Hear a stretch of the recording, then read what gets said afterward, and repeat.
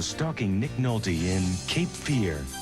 A mailroom clerk hustles his way up the corporate ladder in Strictly Business.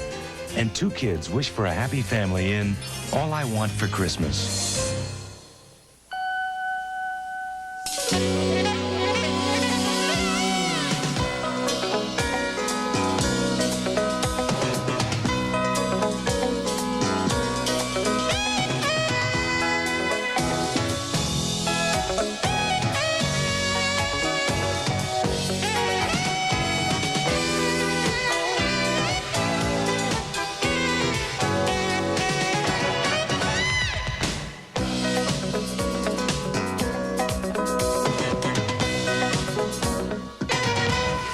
Leave my family alone, and if you don't get out of here, you're gonna be hurting like you never dreamed. Could you repeat that? Defense attorney Nick Nolte is plagued by a criminal, Robert De Niro, who feels Nolte betrayed him in Martin Scorsese's remake of Cape Fear. One of 5 new movies we'll be reviewing this week on Siskel and Ebert. I'm Gene Siskel of the Chicago Tribune. And I'm Roger Ebert of the Chicago Sun-Times. When it comes to portraying sudden explosions of passion and violence, no director is more gifted than Martin Scorsese. And his new movie, Cape Fear, is a terrifying tragedy about an ex-convict who wants vengeance from the attorney he believes is responsible for a 14-year prison sentence. Robert De Niro stars as the ex-con who has returned after his prison term to intimidate and terrorize the family of Nick Nolte. De Niro is frightening and effective as an oily psychotic who knows how to get under people's skins. Here he confronts Nolte's wife, played by Jessica Lange. Well, you're Max Katie, aren't you? You know you better get the hell out of here before I call the police. I'm not doing nothing.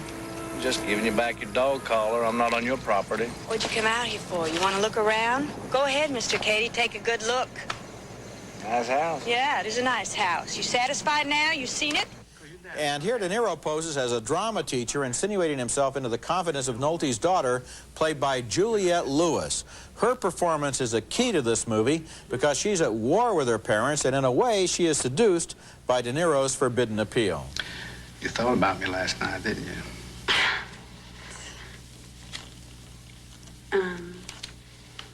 Yes, I did. Do you mind if I put my arm around you? No one is at peace in this family where mother, father, and daughter are all alienated from one another.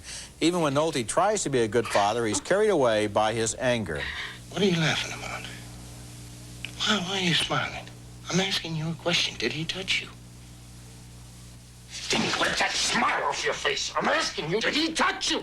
Cape Fear is based on a 1962 thriller starring Robert Mitchum as the ex-con, and he appears in this one as a cop who advises Nolte to take the law into his own hands. But Scorsese has turned up the heat under that original story. He's also made it very difficult for us to identify with any of the characters. Everyone in this movie is flawed or dishonest in one way or another, including the Nick Nolte character, and the message seems to be that evil corrupts everyone who comes into contact with it.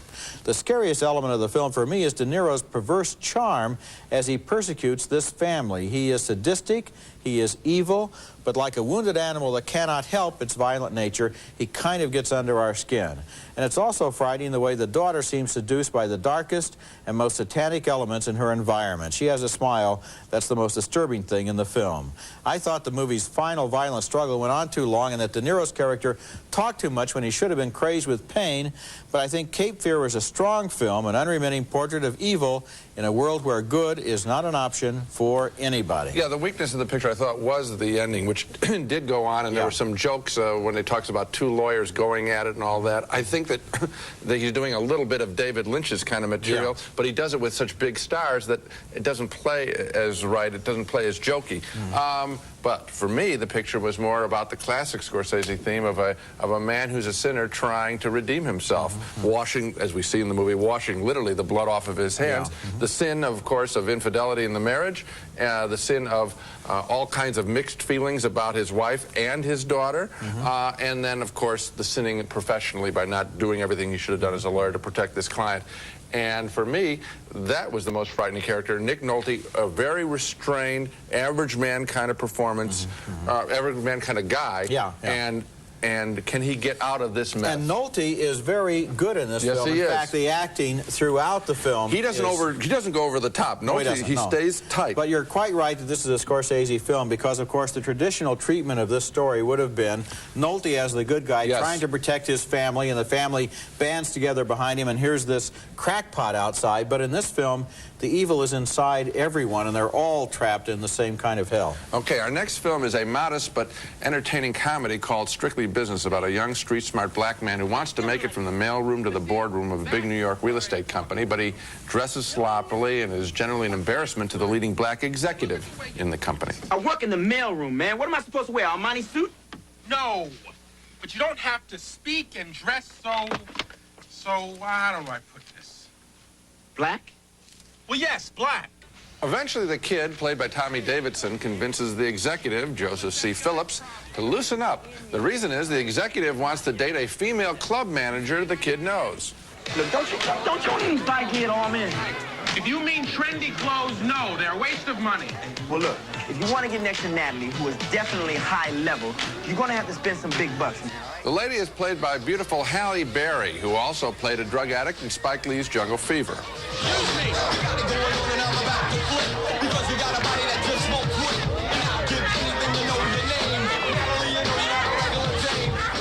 So we got a number of stories going on here. The kid trying to make it, the executive trying to make it, and the business world swirling around both of them. Strictly Business is just a cut above TV in its aspirations, but I enjoyed the way these newcomers to the movies, these actors, played out their stories. Thumbs up for me. You know, I can't quite give a thumbs up, but I share a lot of your affection for the relationships here. And the whole story is kind of like one of those Universal International comedies from the 50s with Doris Day and Rock Hudson in it. See, that's what where I the thought. guy will do anything in order to get an introduction to this girl, and so therefore the office boy gets a raise and so forth. And that's kind of charming. That's exactly the basis that I thought it was. This is a throwback to the kind of programmer B-movie, but this is very well made, and it's about characters that we don't see that often. often. Another thing, maybe from a sociological point of view, this movie and a couple of other movies that have come out recently show a different orientation in black-oriented stories. Middle because class. Here, instead of the middle-class guy being at fault and he has to learn how to get down with the street dudes, here you have the kid in the mailroom who wants to wear a suit and tie and get ahead in the corporation. It shows a different aspiration than the movies that we saw during the 80s. You like this picture enough, you should have given it a thumbs up. Later in the show, we're going to be reviewing two very different movies, the horror thriller The People Under the Stairs, and coming up next, All I Want for Christmas. Now, of course you realize it's awfully late in the season for such a big order. But I know you'll do it. You have to. Say hi to Snowball. And who's Snowball? This friend of mine. And I bet you're the only one who could see Snowball, right? Oh, no, you can see him, too. Here. Holly, get that away from me.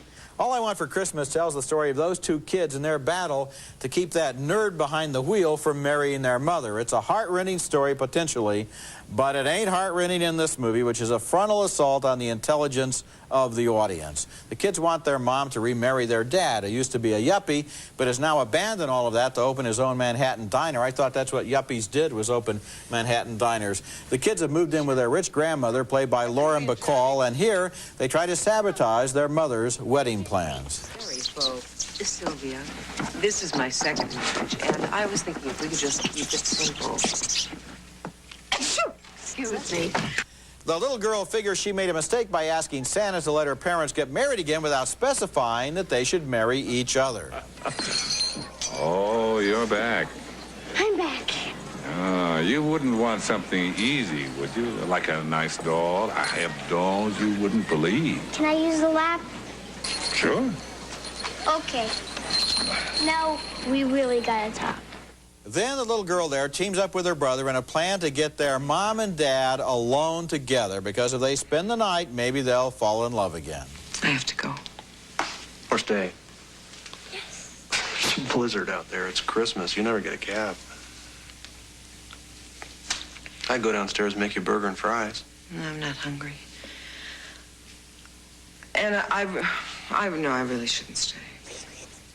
You might recognize Thora Birch there, who was good in the recent film Paradise, but she sure does have her work cut out for her with this idiotic screenplay. How idiotic is it? At the end of All I Want for Christmas, when everyone gathers at Grandma's house, there's an ambulance parked out in front with its lights flashing because a house guest is having a baby on the kitchen floor, but nobody ever asks what the ambulance is doing there, and everybody is so distracted by the happy ending they forgot to even ask if the woman ever had her baby. All I Want for Christmas is to forget that I ever saw this movie. Oh, so clever with the title. I think probably every critic in the country is going to use that same line. I hope I was first. I'll criticize it. Those are relatively small points. How about that there isn't an attractive character in the movie? They're all worthless.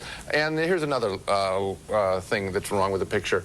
The husband and the wife, who are estranged at this point, they're perfectly nice when we see them getting together. They have no reason to be estranged. That's number one. They still and number like each two, other. the jerk that she's with is a complete jerk. Yes, he is. So why you got to write one scene in where the guy's a jerk, who she's not with, and the guy is nice, who she is with. Yeah, they so didn't write the those tension, things. and then you have to have a mistake so it can be corrected. Please. There's nothing wrong at the beginning of the film. Either relationship, all the characters, and plus your little points. Okay, thank you very much for those kind remarks about my little points. Coming up next, an old city building holds the secret of a sexual murder in a new thriller called Liebestraum.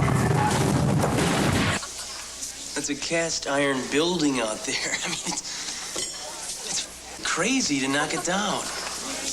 That's the fine young actor Kevin Anderson in the new thriller Liebestraum from the stylish, exciting English director Mike Figgis. Anderson, who played Julia Roberts' savior boyfriend in Sleeping with the Enemy, stars as an architecture preservationist in Liebestraum. He travels to a dying New England town to visit his dying mother, from whom he's been separated since birth. She's played by Kim Novak in a rare movie appearance. Do you have a cigarette? No, I don't. You don't smoke. Sometimes. He smoked 2 packs a day. They won't let me smoke here, though. They say it's bad for my health. While he's in town, he stumbles into a former college classmate, played by Bill Pullman, now a real estate developer, about to tear down the cast iron building, which was the site years ago of a lover's quarrel and murder. Everything is done. We have dates. We have contracts. In 6 months' time, there is going to be a busy, successful shopping mall over here, the Ralston Center. The scholar is drawn to the real estate developer's wife, played seductively by Pamela Gidley. That's very kind of you. You're looking a little sad. I hope it's not too late. I don't think so. I can fix sad roses. They're very exciting together, and Mike Figgis always has exciting psychosexual relationships going on in his pictures. And in all of Mike Figgis's movies, Stormy Monday and Internal Affairs, he delves very deeply into his character's sexuality and their violent impulses, as well as the work that they do. So we learn about architecture, about the secrets of the building, about sexual tension between the characters, and the way that the sins of the fathers are passed down to the children in the film's conclusion. Figgis has also created the moody music for this picture, which plays like a highly charged sexual dream, and I got caught up in it completely. I like his work a lot.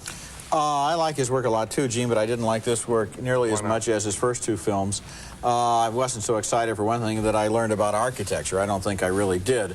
You know what I like about that, Roger, is that at least he makes the effort in terms of the police work and internal affairs, and here and the club ownership. At least he writes sequences and scenes that deal with the kinds of things that people talk about. So we do learn a little bit about cast iron buildings. You didn't know all that stuff. I did know a lot more about cast iron buildings than I learned in this movie. But apart from that, the movie is all atmosphere, Gene. The plot is absolutely predictable from the beginning. Whenever you have a situation like this, you almost can guess the secret of the film, which I guessed, as I almost always do, long before anybody in the movie figured it out. All those flashbacks got to be a little bit annoying because they show you and they don't show you. It was essentially what this movie reminded me of was an inferior Dead Again. And I can't believe that you like this movie better than Dead Again, which I think is 10 times better. It's the same business of passion in the present connected to passion and murder in the past. Okay. And it's disappointing for Mike Figgis. All right, let me tell you why I like this picture without reviewing Dead Again.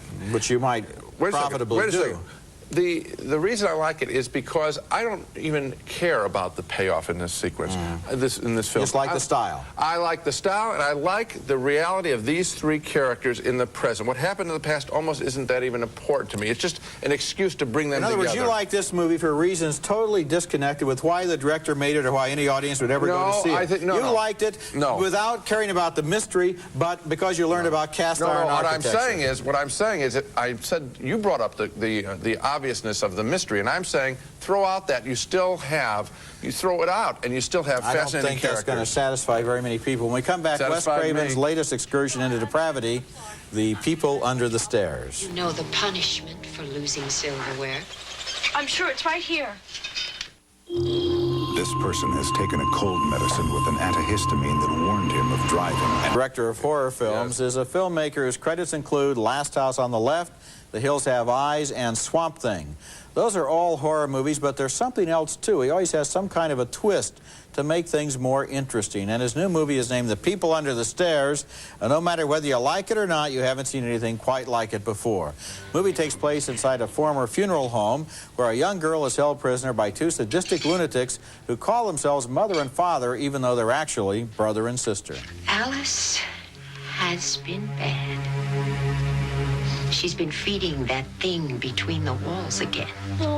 A young boy played by Brandon Adams breaks into the house and prowls around, discovering that the basement is inhabited by a lot of weird prisoners.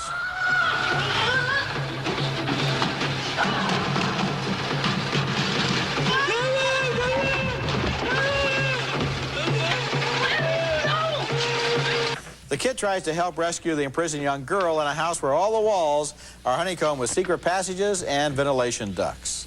Father's one sick mother, you know that? Actually, your mother's one sick mother, too. I'm tempted to say I like this movie because we learned so much about drywall construction in it, but never mind. That kid has so many tricks up his sleeve as he outsmarts those adults that they ought to call this movie Funeral Home Alone. I didn't much like The People Under the Stairs, but then movies about houses of terror with cannibals in the basement are not exactly my favorite genre. But nevertheless, I do want to give Wes Craven credit here for making a movie that does create a distinctive visual world that employs some mordant humor and is even politically correct, since the hero and his family are about to be evicted by those ghoulish people who are slumlords. It has qualities in it that I admire, even though I didn't think the film quite worked. Well, you know what? This picture I found exciting, repellent, particularly where there's the guys running around in leather harness because of the S&M relationship between him. And there's another sequence where he threatens their little girl in the house that I thought, at least they didn't get explicit, but I thought, you know, if he had cut that out, I'm still recommending the picture, because if you like this kind of picture, he does it as well as you can imagine. Yes, it's true. At least it's not another mad slasher movie. This one is there is some wild humor here, and if you like the pictures. God, the one with all the zombies walking around. Dawn of the Dead. Night of the Living Dead. Night of the Living Dead. This has the same kind of style as this picture. I think it's very good. I read one review by another critic, Dave Kerr, in the Chicago Tribune, who said that it's a Reaganomic film because they look like Reagan and Nancy. They look like Reagan and Nancy as the killers, and they have got all the working class people oppressed in the basement. And I thought that was a fabulous review, and I like the picture more because of that. And to think that I didn't review it on the basis of the drywall construction, isn't that amazing? I missed that whole political element there. Coming up next, our video pick of the week, two other fine films from director Mike Figgis, who directed Liebestraum. Barbra Streisand. If you were intrigued by our divided review of the new thriller Liebestraum just a few minutes ago, you might want to check out the other two feature films directed by Mike Figgis, both available on home video. In the smart and tricky Stormy Monday from 1988, Tommy Lee Jones plays a ruthless American businessman trying to take over a jazz club in England with the help of the reluctant Melanie Griffith. Can I talk to you? Sure. Hello. Bob, what time are we supposed to meet, what's his name? Councilor Perry's waiting for us in the office now. And in Internal Affairs from last year, Richard Gere dared to play a despicable detective who took out his hostility on his fellow cops by sleeping with their wives. She's very pretty, too. No, she's very, very pretty. It's a little skinny for my taste, but these days skinny ones give good so. What I like about both of those pictures and Mike Figgis' work is that he's willing to put the dark side of characters on screen. So many movies today are homogenized and sanitized. These aren't TV shows. These are adult movies that he makes, and I recommend them on home video. Both of them. Now let's recap the movies we reviewed on this show. 2 thumbs up for Martin Scorsese's Cape Fear. The hyper-violence goes on a little too long, but otherwise, this is a compelling exercise in sin, guilt, and redemption. A split vote on Strictly Business, the romantic comedy about blacks in the business world. I thought it was slight, but good fun. Roger thought it just missed. 2 thumbs down, way down, for All I Want for Christmas, the terribly written and cast holiday picture. A split vote on Mike Figgis' Liebestraum. I enjoyed its charged sexuality. Roger thought it was all style, no substance. And another split vote on Wes Craven's The People Under the Stairs, which we both found original, but Roger can't recommend, and I'm not exactly sure why. Well, I tried to make it as clear to you as I could, Gene, and I can continue after the show. But in the meantime, we both like the Scorsese film very much. Okay. And that's it for this week. Next week, we'll be back with Beauty and the Beast, the latest Walt Disney animated feature, with songs by the same people who wrote the songs in The Little Mermaid. There's something sweet. Straighten up. And almost kind. Show me the smile. But he was mean, and he was coarse and unrefined. And also Meeting Venus, starring Glenn Close as a temperamental opera star in a troubled production. That's next week. And until then, the balcony is closed. Lady Stetson, the all-American fragrance for today's spirited woman. Lady Stetson, a declaration of independence. It's America's favorite jelly bean, Jelly Belly, now appearing at theaters and video stores with good taste. Jelly Belly beans. Try them. You'll love them. Purina Puppy Chow brand puppy food with more nutrition than most adult dog foods for a healthy start. Pet tested, veterinarian recommended. For the man who's good at making a woman feel great. Pierre Cardin Man's Cologne.